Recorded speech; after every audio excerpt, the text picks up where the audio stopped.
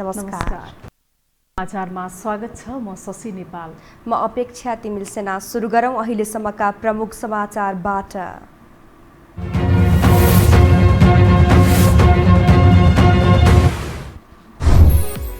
देउबालाई प्रधानमन्त्री बनाउन गरेको हस्ताक्षर 2 दिनभित्र फिर्ता लिन नेपाल पक्षलाई एमालेको निर्देशन। पार्टीलाई गिराउन चौतर्फी हमला भएको प्रधानमन्त्री ओलीको आरोप। कोरोना संक्रमणबाट आज थप 34 जनाको मृत्यु। 2249 जनामा संक्रमण पुष्टि। पर्सीबाट कोरोना खोपको अभाव नहुने प्रधानमन्त्रीको दावी। संसदीय चुनावका लागि 7 अर्ब 72 करोडसम्म खर्च गर्न आयोगलाई अर्थ मन्त्रालयको सहमति। निर्वाचन सामग्री खरिद लगायत व्यवस्थापनमा सो रकम खर्च हुने। 20 वर्षपछि अमेरिकी सेनाले अफगानिस्तानको बगराम शहर छाडे। विदेशी सेनाको पूर्ण बहिर्गमन टाढा नभएको अफगान अधिकारीहरूको दावी। र युरोकप फुटबलमा क्वार्टर फाइनलका खेलहरू आजबाट सुरु हुँदै पहिलो खेलमा स्विजरल्यान्डले स्पेनको सामना गर्ने, दोस्रोमा बेल्जियम र इटाली बीच प्रतिस्पर्धा हुने।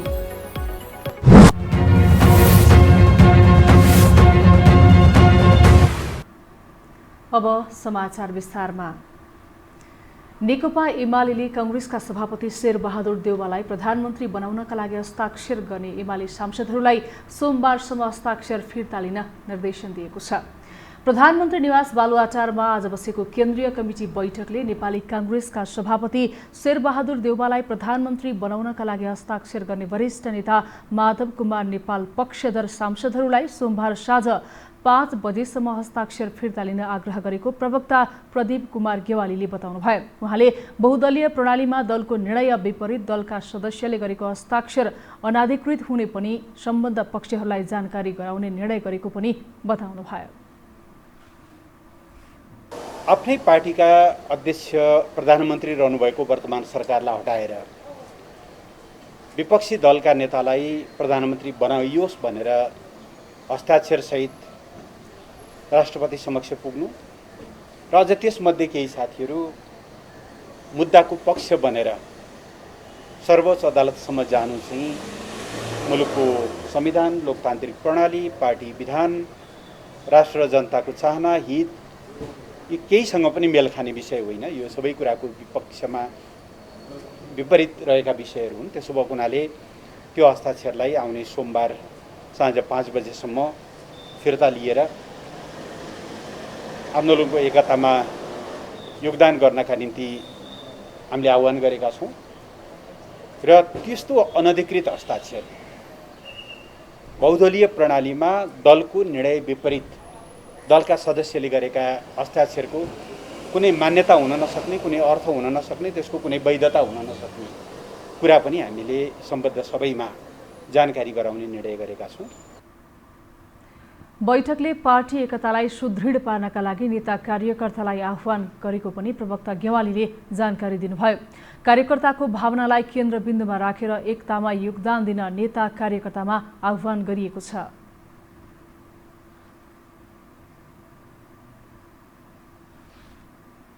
पार्टी एकताको अर्थ चाहिँ आफ्नो पार्टीलाई कमजोर गरेर अर्को विपक्षी दललाई बलियो बनाउने कुरा चाहिँ हुन नसक्ने भएको हुनाले त्यस्तो क्रियाकलापमा संलग्न रहेका साथीहरू त्यहाँबाट ब्याक हुनुपर्छ भन्ने कुरा पनि प्रधानमन्त्रीले बताउनु भएको छ। यसरी बडो सौहार्दपूर्ण ढङ्गले आजको बैठक सकिएको छ। अर्को बैठक भोलि दिउँसो 3 बजे यहीँ बस्ने जानकारी म यहाँलाई गराउन चाहन्छु। एमाले केन्द्रीय कमिटी बैठक शनिबार दिउँसो 3 बजे प्रधानमन्त्री निवास बालुवाटारमा पुनः बस्ने प्रवक्ता गेवालीले जानकारी दिनुभएको छ।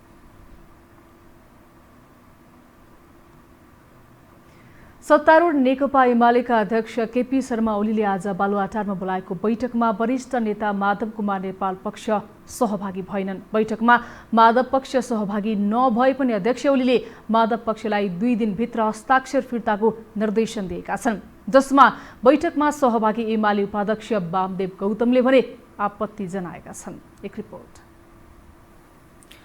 पार्टीलाई 2075 जेठ 2 मा फर्काएको घोषणापछि एमाले अध्यक्ष केपी शर्मा ओलीले शुक्रबार बालुवाटारमा बोलाएको बैठकमा वामदेव गौतम आकर्षणको केन्द्र बने। यसअघि अध्यक्ष ओली र वरिष्ठ नेता माधव कुमार नेपालका कुनै पनि भेला र बैठकमा सहभागी नभएका उनी दुवैलाई दोषी करार गर्दै एकतामा लाग्न आग्रह गरिरहेका थिए। तर शुक्रबार ओलीले बोलाएको बैठकमा उपस्थित भएका गौतमले अब पार्टीमा फर्किसकेकाले एकतामा लाग्ने र त्यसको जिम्मेवारी आफूलाई दिन आग्रह गरे। तर माधव नेपाल विहीन तरिकाले एकता गर्न खोजे राम्रो नहुने चेतावनी पनि सँगसँगै दिए।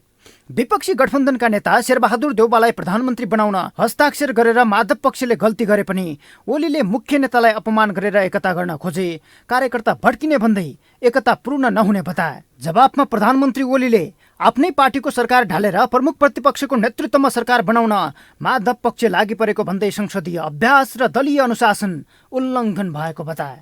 यस पार्टीको एकतालाई कमजोर पार्ने, यस पार्टीभित्र अनुशासनहीनता र अराजकताको सिर्जना गर्ने यस्ता प्रयासहरू गर्दछ र ती प्रयासहरू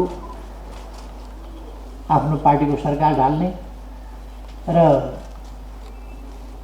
प्रमुख प्रतिपक्षी दलका नेताको नेतृत्वमा सरकार बनाउने जस्ता लोकतन्त्र, संसदीय अभ्यास, दलीय प्रणाली, दलीय अनुशासन को उल्लङ्घन गर्ने र अराजकताको स्थिति सिर्जना गर्ने त्यस्ता खालका कामहरू पनि भइरहेका छन्। शुक्रबार बसेको बैठकमा प्रधानमन्त्री समेत रहेका अध्यक्ष ओलीले माधव नेपाल पक्षका 23 नेताले 2 दिनभित्र हस्ताक्षर फिर्ता नगरे एकता नहुने चेतावनी समेत दिए। शुक्रबार साँझसम्म शेरबहादुर देउवालाई प्रधानमन्त्री बनाउन गरिएका हस्ताक्षर फिर्ता गर्न ओलीले निर्देशन दिए लगत्तै त्यसको प्रतिवाद गरेका गौतमले निर्देशन खारेजको माग गरेका छन्। तर ओली पछि हट्ने मनस्थितिमा छैनन्। त्यो हस्ताक्षरलाई आउने सोमबार साँझ 5 बजेसम्म फिर्ता लिएर आन्दोलनको एकतामा योगदान गर्नका निम्ति हामीले आह्वान गरेका छौँ र त्यस्तो अनधिकृत हस्ताक्षर बहुदलीय प्रणालीमा दलको निर्णय विपरीत दलका सदस्यले गरेका हस्ताक्षरको कुनै मान्यता हुन नसक्ने, कुनै अर्थ हुन नसक्ने, त्यसको कुनै वैधता हुन नसक्ने कुरा पनि हामीले सम्बद्ध सबैमा जानकारी गराउने निर्णय गरेका छौँ। एमाले एकताका लागि ओलीले माधव पक्षलाई हस्ताक्षर फिर्ताको दबाब दिइरहेका छन्। त्यसबारे यसअघि एकता वार्तामा सहभागी माधव पक्ष सहमत भएको छैन। अदालतलाई प्रभावित पार्न नहुने तर फैसलापछि एमाले एक ठाउँमा उभिनुपर्ने मत राख्दै आएको माधव पक्षले कुनै पनि हालतमा हस्ताक्षर फिर्ता नगर्ने अडान राख्दै आएको छ। त्यसबाहेक ओलीले 10औं महाधिवेशन आयोजक कमिटी खारेज गरेर केन्द्रीय कमिटीमा रूपान्तरण गरेपछि त्यसलाई जालझेल र अलमल्याउने षड्यन्त्रका रूपमा बुझेको माधव पक्षले दुवैको सहमतिले 9औं महाधिवेशन कमिटीको बैठक बसेर बाँकी निर्णय गर्नुपर्ने माग राख्दै आएको छ। यो सम्बन्धी मुद्दा सर्वोच्च अदालतमा छ। स्वतन्त्र न्यायपालिकामा भएको त्यो मुद्दा अदालतले निर्णय गर्छ, त्यसमा अहिले भन्नु केही पनि छैन। मैले अघि नै भने 9 राष्ट्रिय महाधिवेशनबाट निर्वाचित केन्द्रीय कमिटी छ।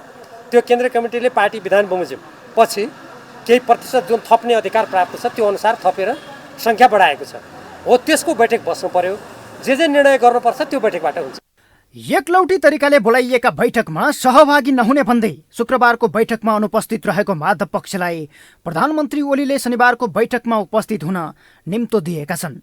तर शनिबार पनि माधव पक्ष सहभागी हुने छाँट देखिएको छैन।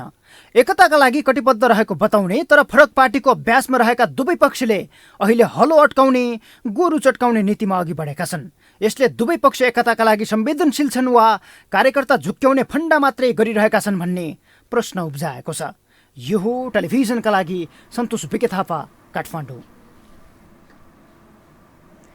नेपाली कांग्रेसको आसन्न 14औं महाधिवेशन आउन अब 2 महिना मात्र बाँकी छ। महाधिवेशन नजिकिएसँगै कांग्रेसमा नेतृत्वका लागि चलखेल सुरु भएको छ, जसमध्ये कोइराला परिवारका 3 सदस्य समेत नेतृत्वको दावी गरिरहेका छन्। के 14औं महाधिवेशनबाट कोइराला परिवारमै नेतृत्व फर्कन सक्ला त?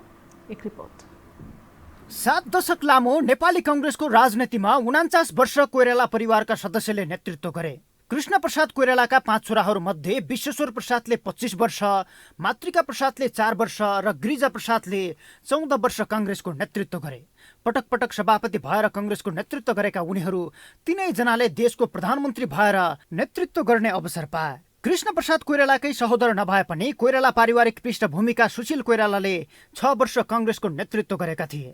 यो सबै जोड्दा कोइरालाहरूले 49 वर्ष काङ्ग्रेसमा शासन गरेको देखिन्छ। सुशील कोइरालाको निधनपछि 2072 फागुनमा सम्पन्न 13औं महाधिवेशनबाट शेरबहादुर देउबा सभापतिमा निर्वाचित भएका थिए। देउबाले तोडेको कोइरालाहरूको विरासतलाई अहिले फेरि शशाङ्क, सुजाता र शेखरले खोज्न खोजिरहेका छन्। त्यसमध्ये पनि पिता बिपीको बलियो विरासत भएका कारण शशाङ्कलाई जब्बर मानिएको छ। हाल महामन्त्री रहेका उनले 14औं महाधिवेशनमा सभापतिको उम्मेदवारी घोषणा गरेपछि कोइराला परिवारमै काङ्ग्रेसको नेतृत्व फेरि फर्किएला वा नफर्किएला भन्ने बारे बहस र चर्चा सुरु भएको छ। कोइराला परिवारले बृहत काङ्ग्रेस हितको लागि चाहिँ फेरि एकपल्ट कुनै नयाँ चाहिँ मेलमिलापको, राष्ट्रिय मेलमिलापको बाटो जसरी बिपी कोइरालाले ल्याउनु भएको थियो त्यस्तै काङ्ग्रेसको मेलमिलापको बाटो कोइराला परिवारले पहिला खोज्नुपर्छ। यथोचित सम्मान दिएर हिजो जति तिमीहरूले जे गर्यौ पार्टी सत्ता र राज्य सत्तामा तिमीहरू त्यहाँ बस, अब हामी नयाँ ढङ्गले काङ्ग्रेस बनाउँछौँ भन्न सक्यौ भने, आफूलाई पद नखोजिकन त्यो भन्न सक्यो भने मलाई लाग्छ कोइरालाहरूले भनेको कुरा काङ्ग्रेसभित्र काङ्ग्रेसका कार्यकर्ताहरूले सुन्छन् र त्यो दिन आउँछ। पार्टीभित्र एकातिर सभापति शेरबहादुर देउबाको विकल्प खोज्नै पर्ने आवाज उठ्न थालेको छ भने अर्कोतिर देउबाको उत्तराधिकारी को हुने भन्ने प्रश्नको जवाब अनुत्तरित बनिरहेको छ। किनकि सभापति देउबाकै विश्वासपात्र र उत्तराधिकारी मानिएका उपसभापति विमलेन्द्र निधिले सभापतिको दाबी गरेपछि देउबा र निधि अब फेरि मिलेर जाने देखिएको छैन। संस्थापन इतर पक्षमा पनि वरिष्ठ नेता रामचन्द्र पौडेल सहित आधा दर्जन बढी सभापतिमै आकांक्षा देखाएका छन्। त्यसमध्ये सभापति देउबालाई हराउन सक्ने ताकत आफूसँग मात्रै रहेको शशाङ्कले दाबी गर्दै आएका छन्। बिपीको विरासतको आडमा हिम्मत देखाइरहेका शशाङ्कलाई भने कोइराला परिवारकै शेखरले चुनौती दिइरहेका छन्। शेखरले युवाहरूलाई गोलबद्ध गरेर काङ्ग्रेसभित्र नेतृत्वमा पुग्ने परम्परालाई तोड्न अग्रसरता लिएपछि युवा पङ्क्ति उनीप्रति आकर्षित छ। तर आफ्नै निर्वाचन क्षेत्रमा हार बेहोरेपछि उनलाई कतिपयले काँचो उम्मेद्वारको संज्ञा दिइरहेका छन्। यद्यपि पार्टीकै केही नेताको असहयोगमा शेखरले आफू हारे पनि आफ्नै निर्वाचन क्षेत्रबाट प्रदेशका दुवै उम्मेद्वारलाई जिताएका थिए। आम निर्वाचन हारेपछि शेखर धेरैजसो जिल्ला पुगेर कार्यकर्तालाई निराश हुनबाट जोगाएको पनि कतिपय नेताहरू बताउँछन्। तर महामन्त्री शशाङ्कले शेखर केन्द्रीय सदस्य मात्रै भएकाले यसपटक छाड्नुपर्ने बताउँदै आएका छन्। यसैकारण उनीहरूको अवस्था बिपी र मातृकाको जस्तो बन्ने कतिपयको आकलन छ। त्यो सत्ता हस्तान्तरण अब युवाहरूमा लग्नको लागि पनि यो तपाईँको के भने अहिले सबभन्दा उत्तम त हुन्छ के भने शेरबहादुरजीले ससम्मान के भनेदेखि अभिभावक भएर बस्नलाई उहाँले घोषणा गर्नु, त्यस्तै रामचन्द्रजीले पनि गरेर चाहिँ यो अहिलेको युवाहरू जो आउनुभएको छ उहाँहरूलाई चाहिँ प्रतिस्पर्धा गर्न दिने। बिपी र मातृका नदीका दुई किनारा जस्ता थिए जुन कहिल्यै पनि मिल्न सक्दैनथे। यी दुई बीच सोच, आचरण शैली, समग्रमा मुलुक र राजनीति बुझ्ने दृष्टिकोणमा व्यापक फरक थियो। अहिले शशाङ्क र शेखर बीच पनि त्यही अवस्था दोहोरिन थालेको कतिपयको आकलन भइरहेको छ।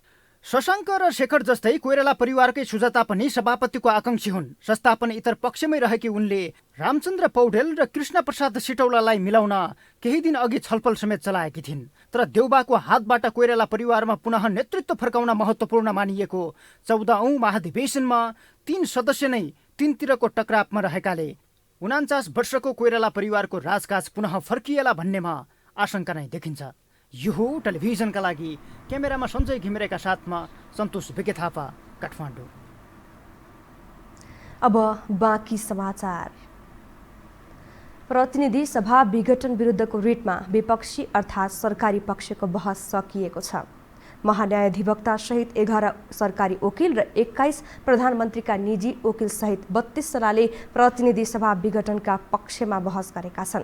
बहसमा सहभागी अधिकांश सरकारी पक्षले प्रतिनिधि सभा विघटन राष्ट्रपतिको एकल अधिकार भएको भन्दै रिट खारेजीको माग गरेका छन्। एक रिपोर्ट।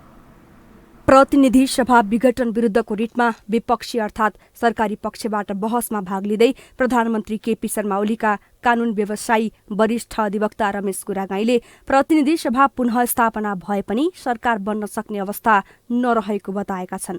संवैधानिक इजलासमा शुक्रबार बहस गर्दै वरिष्ठ अधिवक्ता गुरागाईले सरकार बने पनि विश्वासको मत पाउने अवस्था नदेखिएको जिकिर गरे। संसद पुनः स्थापना भए राजनीतिक अस्थिरता बढ्ने उनको भनाइ थियो। उनले चुनावबाट नयाँ जनप्रतिनिधि छानिने र देश अग्रगामी कोर्समा जाने बताए। उनले संसद विघटन सदर हुनुपर्ने जिकिर गरे। त्यसैगरी प्रधानमन्त्री केपी शर्मा ओलीका कानूनी सल्लाहकार बाबुराम दाहालले संविधानको धारा 76 को उपधारा 5 राष्ट्रपतिको विशेष अधिकार भएको तर्क गरेका छन्। निवेदकहरूले राष्ट्रपतिलाई विपक्षी नबनाएको भन्दै उनले परमादेश जारी हुन नसक्ने जिकिर गरे।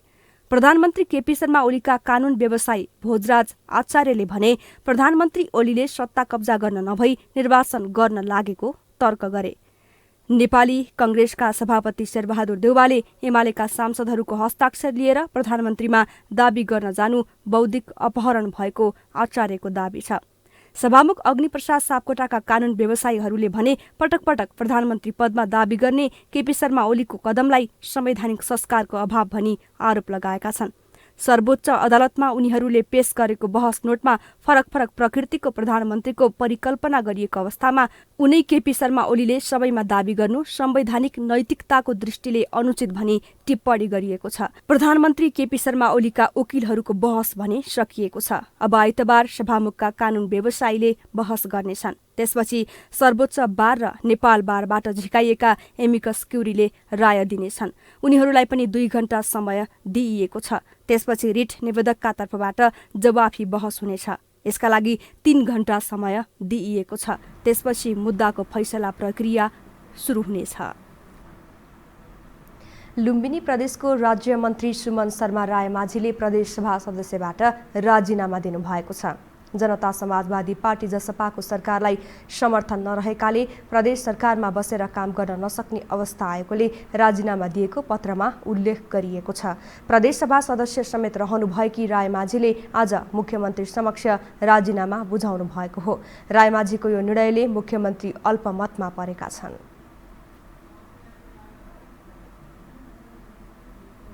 सर्वोच्च अदालतले कैलालीको भजनी नगरपालिका उपप्रमुख छायादेवी देवकोटा सहित 4 जनप्रतिनिधिलाई पुनर्बहाली गर्न आदेश दिएको छ। न्यायाधीश कुमार चुडालको एकल इजलासले माओवादी केन्द्रको निवेदनमा उनीहरूलाई पदमुक्त गर्ने निर्वाचन आयोगको निर्णय तत्काल कार्यान्वयन नगर्न अन्तरिम आदेश दिएको हो।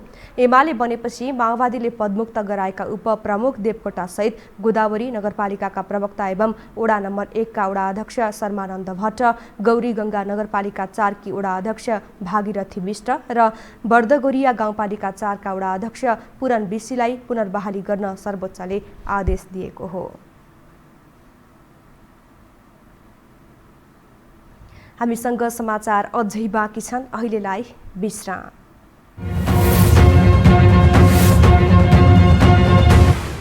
विश्रामपछि स्वागत छ। अब बाँकी समाचार। पछिल्लो 24 घण्टामा थप 2249 जनामा कोरोना संक्रमण पुष्टि भएको छ। स्वास्थ्य तथा जनसङ्ख्या मन्त्रालयका अनुसार पीसीआर विधिबाट 1391 र एन्टिजेन विधिबाट 908 जनामा संक्रमण पुष्टि भएको हो। यस्तै थप 3451 जना संक्रमण मुक्त भएका छन्। कोरोनाका कारण थप 34 जनाको मृत्यु भएको छ। यो सँगै नेपालमा कोरोनाबाट ज्यान गुमाउनेको कुल संख्या 9179 पुगेको छ। नेपालमा हाल कोरोनाका सक्रिय संक्रमितको संख्या 29274 रहेको छ।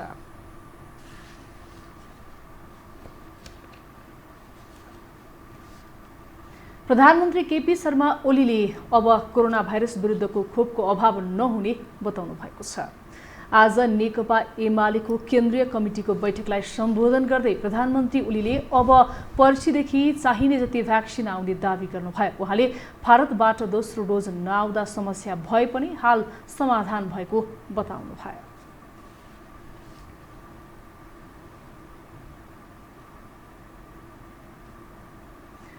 बाढी पहिरोबाट घरमा क्षति पुगेकालाई अस्थायी आवास निर्माणका लागि तत्कालै रकम पठाउने राष्ट्रिय विपद जोखिम न्यूनीकरण तथा व्यवस्थापन प्राधिकरणले जनाएको छ। राष्ट्रिय विपद जोखिम न्यूनीकरण तथा व्यवस्थापन प्राधिकरणका प्रवक्ता विश्वप्रकाश अर्यालले यस वर्ष मनसुनबाट प्रभावित भएकाहरूका लागि अस्थायी आवास बनाउनका लागि तत्कालै रकम पठाउने व्यवस्था मिलाइएको बताउनुभयो। उहाँले गत वर्षको मनसुनबाट क्षति भएका 20 जिल्लाका 3349 वटा घरहरू पुनः निर्माणका लागि 19,97,73,750 रुपैयाँ प्रथम किस्ता बापतको रकम सम्बन्धित जिल्ला विपद व्यवस्थापनको कोषमा पठाएको पनि जानकारी दिनुभयो। यस वर्ष जेठ 28 गतेसम्म सुरु भएको मनसुनका कारण देशभरका 32 जिल्लामा प्रत्यक्ष प्रभाव परेको उहाँले बताउनुभयो। मनसुनबाट आएको विपत्तिबाट 33 जनाको मृत्यु भएको, 30 जना बेपत्ता भएको र 32 जना घाइते भएको प्रवक्ता अर्यालले बताउनुभयो।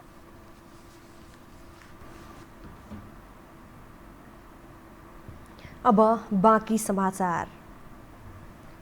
तिनाउ खोला वरपरका स्थानीयले कालीगण्डकी तिनाउ बहुउद्देश्य डाइभर्सन आयोजना आफूहरूको हित विपरीत रहेको भन्दै विरोध गरेका छन्। केन्द्रीय सरकारले गण्डकी प्रदेशको भूगोल, प्राकृतिक स्रोत र सम्पदामाथि नै अतिक्रमण गरेको भन्दै उनीहरूले योजना बनेमा तिनाउ बजार नै जोखिममा पर्ने बताए। अहिले पनि बुटवल र आसपासका बासिन्दाले पिउने पानीको समस्या भोग्नु परिरहेको भन्दै उनीहरूले आयोजना बनेको अवस्थामा खेतबारीमा पनि सिँचाइको समस्या हुने दाबी गरेका थिए। कालीगण्डकी उपत्यकामा रहेका 10 वटा स्थानीय तह अन्तर्गतको जग्गा मरुभूमिमा परिणत हुने र पानीको हाहाकार हुने स्थानीयको भनाइ छ। यो कालीगण्डकीको पानी जुन तिनाउ नदीमा जुन खसाल्ने भनेर भन्नुभएछ, यसको लागि पहिला पूर्वाधार तयारी नगरिकन त्यत्तिकै चाहिँ यो नदीको पानीलाई यो खोलामा बगाउँदाखेरि अहिले त बर्खामा त चाहिँ त्यत्रो पानी आएर चाहिँ एकदम यो खोलाको बिचबिचमा घर बनाएको मान्छेहरूलाई चाहिँ उठीबास भएको छ। अब त्यो केही नबनाइकन पूर्वाधार नबनाइकन त्यत्तिकै बगायो भने त यो त चाहिँ यहाँ त बजार पनि रहन्न। र अहिलेको यो भनेको सुरुङ मार्ग अनि तपाईँका अहिले कालीगण्डकी डाइभर्सन भन्ने कुरा उहाँहरूका सबै यो चुनावी नाराहरू हुन् र भोलिका दिनमा अब उहाँले एउटा चुनाव जित्नको लागि अब सबै कुरो यो अहिले लिएर आएर जनतालाई फेरि मैले अब यो गर्दैछु है भन्ने जनतालाई भरम मात्रै पार्ने हो। कृष्ण पोखरेल नेपालीजीले यिनी चाहिँ विरोध गरिसक्नु भएको छ र कालीगण्डी कोरिडोरको यता पाल्पा रामपुरतिरका भेगका त्यहाँका बस्तीका जनसङ्ख्या समुदायले यो हामीले गर्न दिँदैनौँ, यो हुँदैन, यहाँ त्यो भयो भने हामी सुक्खा हुन्छ, हाम्रो खेती योग्य जमिन पनि हाम्रो बाँझोपन रहन्छ। बुटोलको खानापानीको समस्या छ, त्यो अहिलेसम्म सम्पन्न हुन सकेको छैन भनेदेखि यो डाइभर्सन कति वर्ष लाग्ला, काम होला कि नहोला, यस्तै त लाग्छ। चुनावी नारा नहोस्, जनतालाई राम्रो हुन्छ। जब यो फेरि अर्को डुङ्गा व्यवस्था भनेर त्यसलाई राम्रो होला जस्तो, देशको लागि नै उन्नति होला केही न केही। स्थानीयले अर्थमन्त्री विष्णु पौडेलले चुनावी नाराका रूपमा आयोजनालाई अघि सारेको आरोप लगाएका छन्।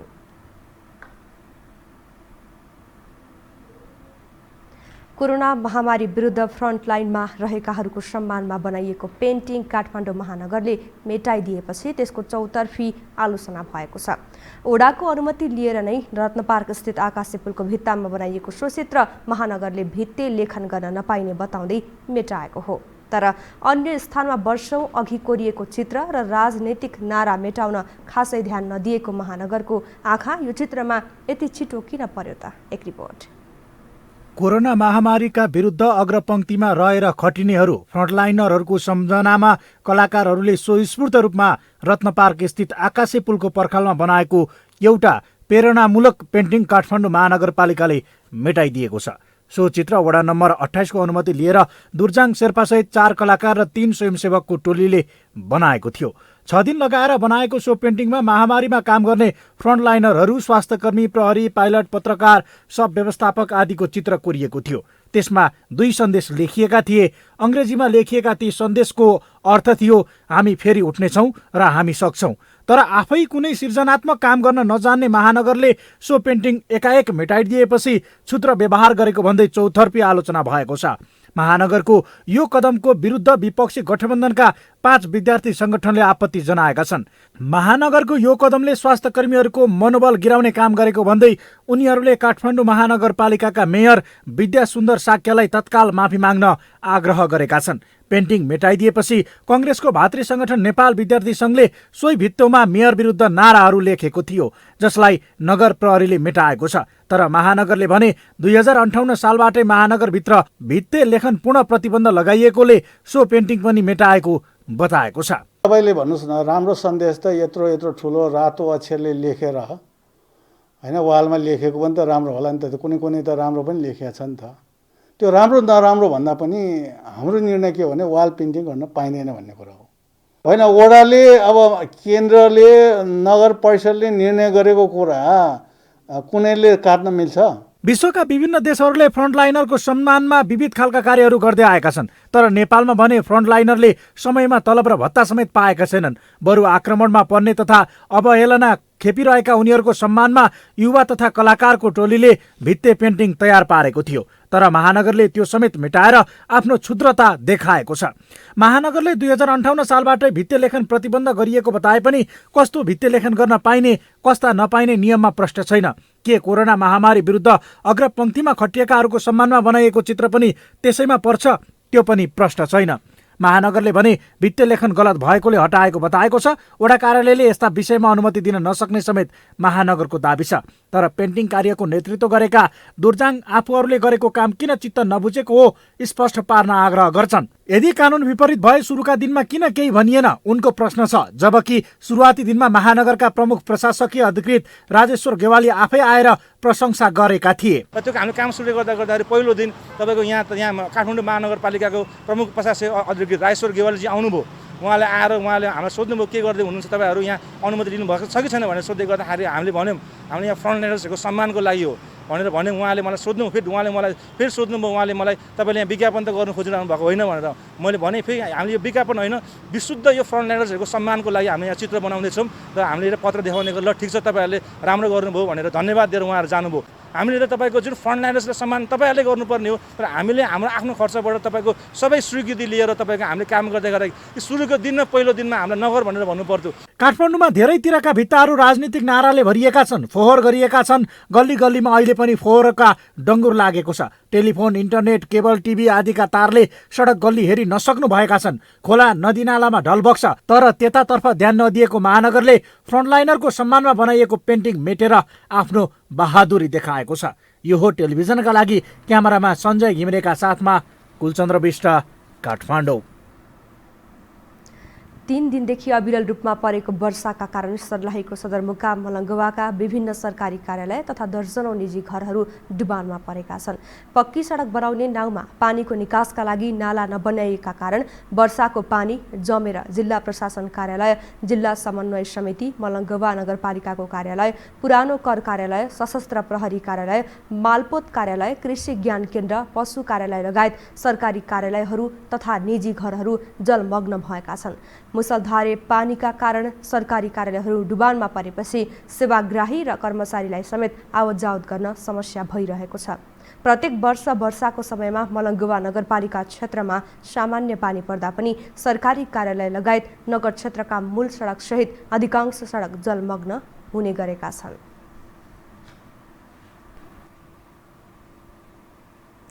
अब पालो आर्थिक समाचारको।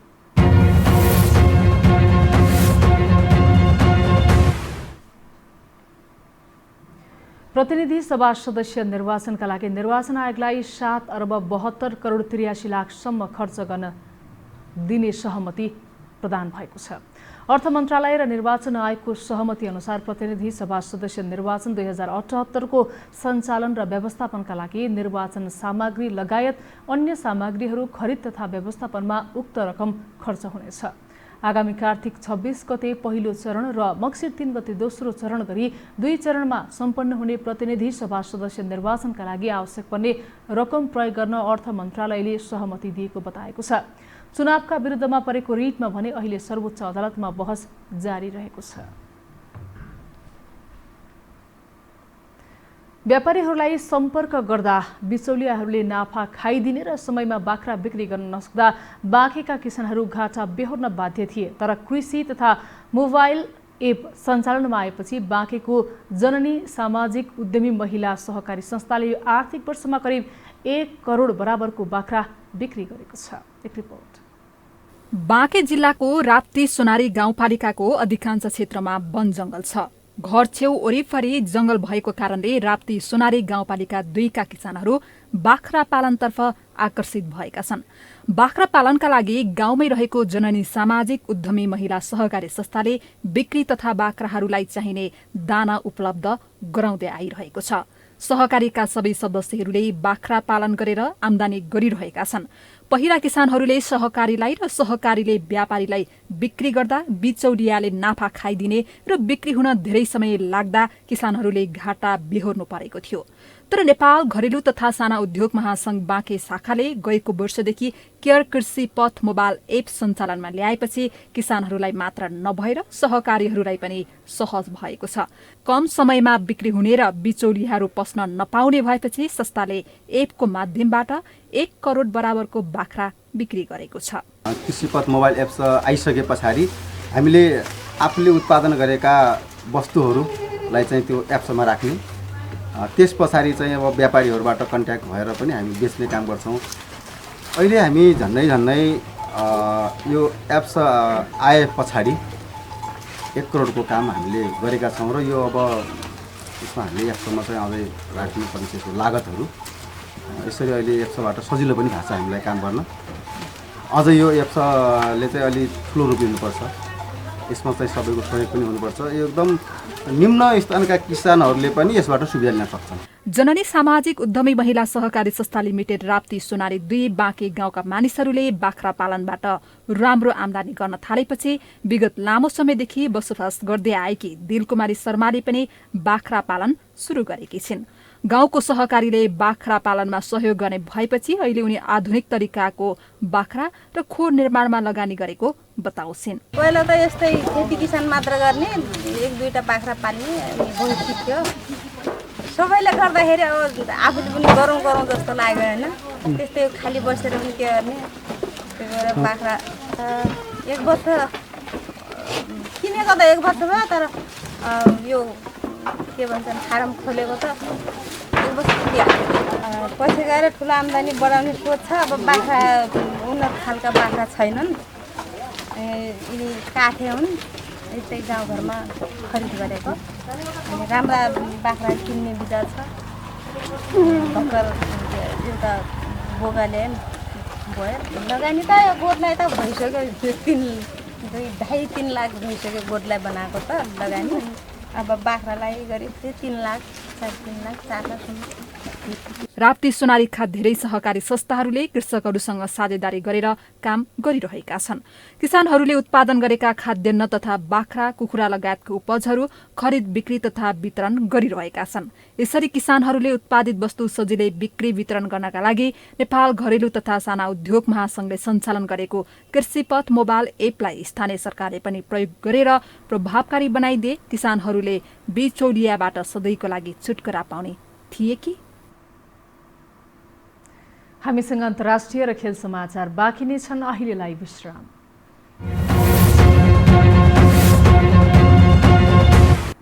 विश्रामपछि स्वागत छ। अब अन्तर्राष्ट्रिय समाचार।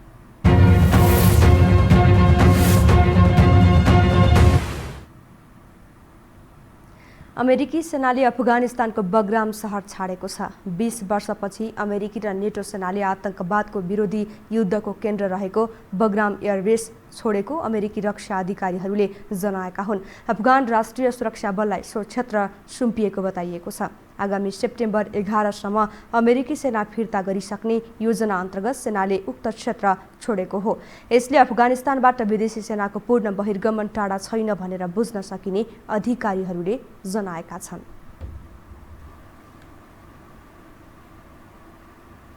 अब पालो खेल समाचारको।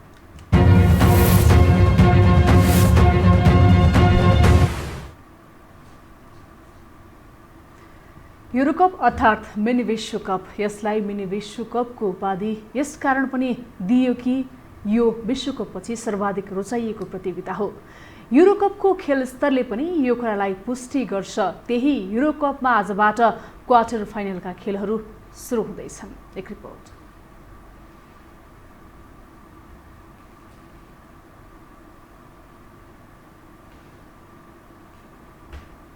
युरोकप सुरु भएदेखि नै अप्रत्याशित नतिजाले सबैको ध्यान आकृष्ट गरेको छ, जसले गर्दा युरोकप झन रोमाञ्चक हुँदै गइरहेको छ। अप्रत्याशित नतिजासँगै 22 दिनपछि आजबाट युरोकप क्वार्टर फाइनलमा प्रवेश गरेको छ। पहिलो क्वार्टर फाइनलमा 2 वटा खेलहरू हुँदैछन्। पहिलो खेल राति 9:45 3 पटकको युरोकप विजेता स्पेन र पहिलो पटक युरोकपको क्वार्टर फाइनलमा पुगेको स्विजरल्याण्ड बीच हुँदैछ भने दोस्रो खेलमा राति 12:45 बेल्जियमले इटलीको सामना गर्दैछ। यी दुई बीचको विजेताले सेमिफाइनलको यात्रा तय गर्नेछन्। स्विजरल्याण्ड र स्पेनको खेलको समग्र नतिजा हेर्ने हो भने स्पेन नै हावी भएको इतिहासले देखाउँछ। उनीहरूबीच अहिलेसम्म जम्मा 22 पटक खेल भएकोमा स्पेनले 16 पटक जित हासिल गर्दा 5 पटक बराबरी खेलेको छ भने 1 पटक स्विजरल्याण्डले जितेको छ। सन् 2010 मा दक्षिण अफ्रिकामा भएको विश्वकपको समोच्चरणको खेलमा स्पेनलाई 1-0 ले पराजित गरेको थियो, तर त्यसै वर्ष विश्वकपको उपाधि स्पेनले जितेको थियो। स्टार खेलाडीले भरिएको स्पेनले समोच्चरणमा सोचे जस्तो खेल प्रदर्शन गर्न नसके पनि पछिल्लो 2 खेलले लयमा फर्केको देखाएको छ। उसले 2 खेलमा 10 गोल गरेको थियो, जुन कि युरोको इतिहासमा लगातार 2 खेलमा 5-5 गोल गर्ने पहिलो टिम बनेको छ। त्यस्तै फ्रान्सलाई अन्तिम 16 मा पाखा लगाएर क्वार्टर फाइनल प्रवेश गरेको स्विजरल्याण्डको आत्मबल पनि उच्च रहनेछ। स्विजरल्याण्डले त्यही उच्च मनोबलका साथ जितको सिलसिलालाई कायम नै राख्दै स्पेन विरुद्ध मैदानमा उत्रनेछ।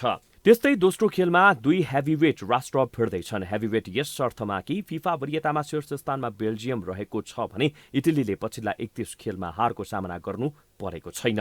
समोच्चरण सजिलै पार गरेको इटलीले नकआउट चरणमा भने अस्ट्रियासँग कडा चुनौतीको सामना गर्नु परेको थियो।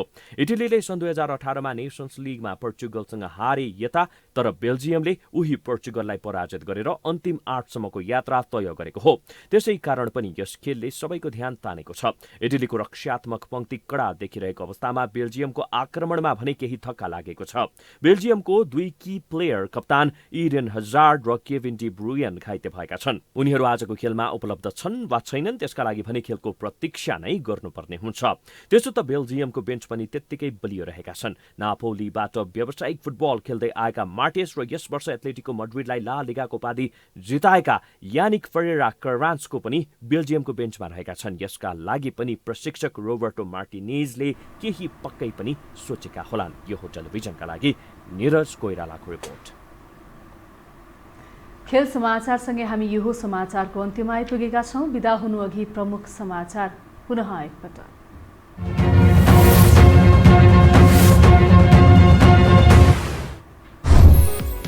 देउवालाई प्रधानमन्त्री बनाउन गरेको हस्ताक्षर 2 दिनभित्र फिर्ता लिन नेपाल पक्षलाई एमालेको निर्देशन। पार्टीलाई गिराउन चौतर्फी हमला भएको प्रधानमन्त्री ओलीको आरोप। कोरोना संक्रमणबाट थप 34 जनाको मृत्यु, 2279 जनामा संक्रमण पुष्टि। पर्सीबाट कोरोना खोपको अभाव नहुने प्रधानमन्त्रीको दावी। संसदीय चुनावका लागि 7 अर्ब 72 करोडसम्म खर्च गर्न आयोगलाई अर्थ मन्त्रालयको सहमति। निर्वाचन सामग्री खरिद लगायत व्यवस्थापनमा सो रकम खर्च हुने। 20 वर्षपछि अमेरिकी सेनाले अफगानिस्तानको बगराम सहर छोडे। विदेशी सेनाको पूर्ण बहिर्गमन टाढा नभएको अफगान अधिकारीहरूको दावी। र युरोकप फुटबलमा क्वार्टर फाइनलका खेलहरू आजबाट सुरु हुँदै पहिलो खेलमा स्विजरल्याण्डले स्पेनको सामना गर्ने, दोस्रोमा बेल्जियम र इटाली बीच प्रतिस्पर्धा हो।